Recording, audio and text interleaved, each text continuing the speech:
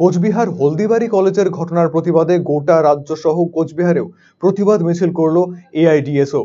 অভিযোগ, গত 5ই অক্টোবর কোচবিহার হলদিবাড়ি কলেজে এআইডিএসও কর্মীদের ওপর আক্রমণ চালায় তৃণমূল ছাত্র পরিষদের কর্মীরা, যা থেকে এআইডিএসও সংগঠনের বেশ কয়েকজন কর্মী হাসপাতালে আহত অবস্থায় ভর্তি ছিল।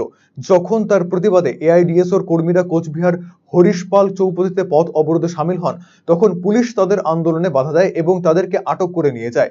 এআইডিএসও কোচবিহার জেলা সম্পাদক আসিফ আলম জানিয়েছেন, রাজ্য জুড়ে একের পর এক ধর্ষণ এবং খুনের প্রতিবাদে এবং কোচবিহার হলদিবাড়ি কলেজে তৃণমূল আশ্রিত সিন্ডিকেটের লাগাতার হামলার বিরুদ্ধে তাদের এই বিক্ষোভ মিছিল।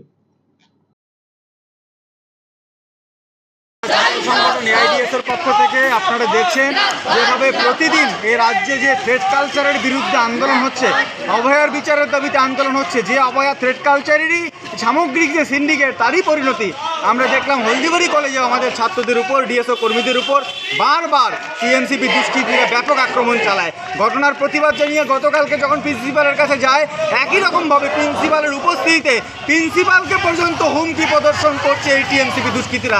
আমরা এই ঘটনার ওই হলদিবাড়ির ঘটনার প্রতিবাদে যখন হরিশপাল চৌপতিতে এখানে অবরোধ করি, জনগণের আকুণ্ঠ সমর্থন, সেখানে আমরা দেখলাম পুলিশ খুব তৎপরতা এবং সক্রিয়তার সঙ্গে আমাদের কর্মীদের টেনে হিঁচড়ে অ্যারেস্ট করে। আমরা এই বিষয়টা আনতে চাই যে আজকে যেখানে যারা দুষ্কৃতীরা তারা ঘুরে বেড়াচ্ছে, আজকে আমরা দেখতে পাচ্ছি জয়নগরে 9 বছরের শিশু কন্যাকে ধর্ষণ, খুন, হত্যা।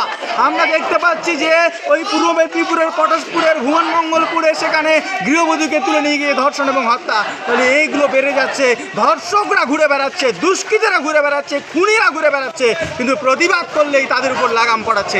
আমরা এই ঘটনাকে নিন্দা জানাচ্ছি এবং উপযুক্ত দাবিগুলো নিয়ে আজকে আমরা সারা রাজ্য জুড়ে প্রতিবাদ দিবস পালন করছি।